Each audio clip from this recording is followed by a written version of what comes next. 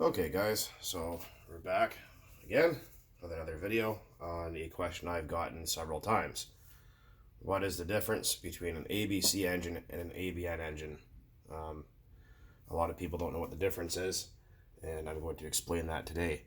So, many of you have heard me mention about adding extra castor oil to your fuel for old engines, such as this old HPI, which is an ABN engine, which I'll explain that right now.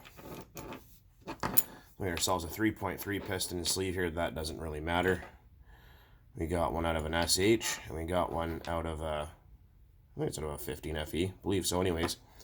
So what they've done here is old engines, even some of the new ones, but mostly the old ones, if you look at the cylinder, you'll notice how it just looks like a piece of steel.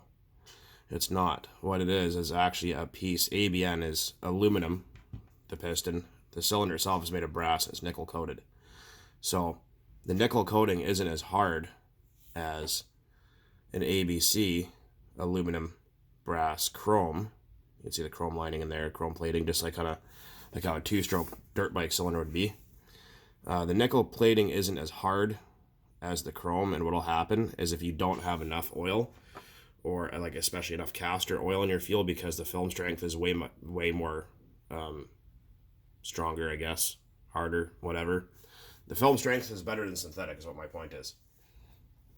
So that's why when people have old ABN engines, I recommend using that. You can also use this one here or this one here. Now, like I said, with the technology of these old engines, if you look, there's no sealing ring on the piston. There's that giant hole there, and there's a very little room for where it actually seals. And if you look at even this is for an ABN engine as well, but you'll notice they have those two what look like small piston rings in there. They're not. They're actually designed to hold the oil film in there to actually help seal the top of the piston better. Basically, almost like using the oil itself as a piston ring. This 3.3 will have the same. You can see it there. But like I said, these old kind of ABN engines like this HPI or the old OS 15 and 12 CVs, not the CVR, but just the normal CV, or a lot of ABN engines, you want to run higher castor oil, which will help to seal the piston and help your cylinder last longer.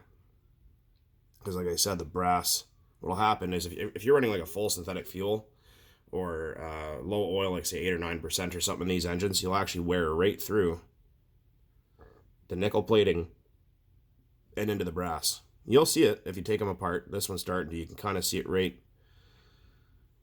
The lighting's not the best, but you can kind of see it right there. You can see how the color is different. So this engine right here, you can see the nickel is actually flaking away from around the exhaust port. So yeah, that's a problem with these engines. So like I said, if you're gonna start with say 8 or 9% oil, add 2 ounces. Get yourself a 1 quart bottle, like a normal 1 quart RC fuel bottle. Add 2 ounces of your favorite racing grade castor oil, and run that with your ABN engines. With ABC, like this, aluminum, brass, chrome, you don't have to worry about that. Chrome is extremely hard. Like you can't even scratch that stuff. Like if I were to take a screwdriver and try and scratch that, you're not even gonna put a mark in it.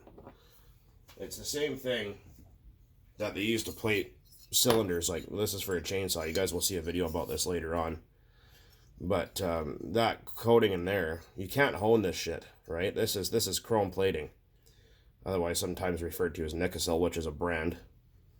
But that stuff is extremely hard, and that's what they plate all the new cylinders with, right? So, and if you don't run enough castor oil, you'll wind up with shit like that happening.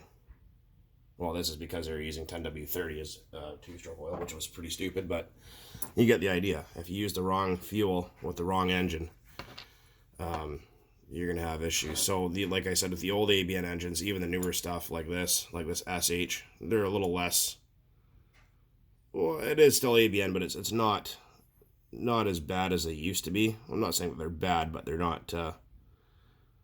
They don't last as long, is what my point is. And the castor oil just prolongs the engine life pretty much. I know that there was companies back in the day that did make ABC piston and sleeves. Unfortunately, they don't make them anymore for some of these engines, but yeah. So if you have ABC, like I said, the easiest way to tell, like if you have an old engine like this, is sometimes you can tell just by looking at the side, like this AE21 here, which you guys are going to see in some upcoming videos soon. You can see how the color of the sleeve is brass.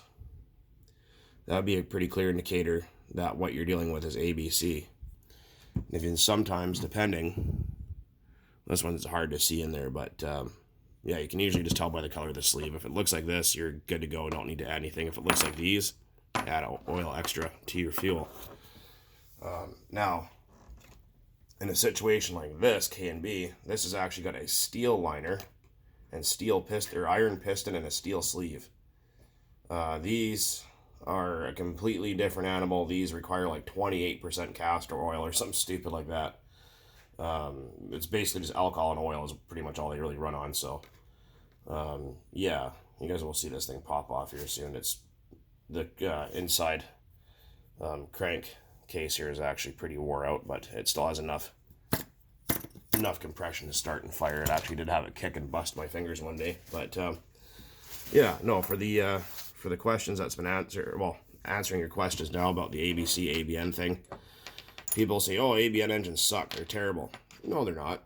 They can last a long time, but like I said, you gotta have the castor oil in there. Around like 15-16% is what you want. The Sidewinder Backyard Basher fuel is also good. It'll prolong it, but if you can't get it or you don't want to buy an extra kind of fuel and you have a bunch of two-stroke stuff anyway, just pick yourself a bottle of this stuff right here and add 2 ounces to 1 quart at 9% oil that you're starting with, or 8, 9, 10, whatever. Add 2 ounces in, shake the crap out of it and run with that, and you will be fine, and it will make your old engine last. Because like I said, I see a lot of people, they find these engines on eBay or in a lot, or buy them from a hobby store like new old stock, and they don't know any different. They go running it on like 38 blend, Testman fuel or something like that, or Race Ultra Worlds blend or whatever the hell, and just the thing doesn't last more than like maybe a quart of fuel before it's completely wore out. So just something to keep in mind.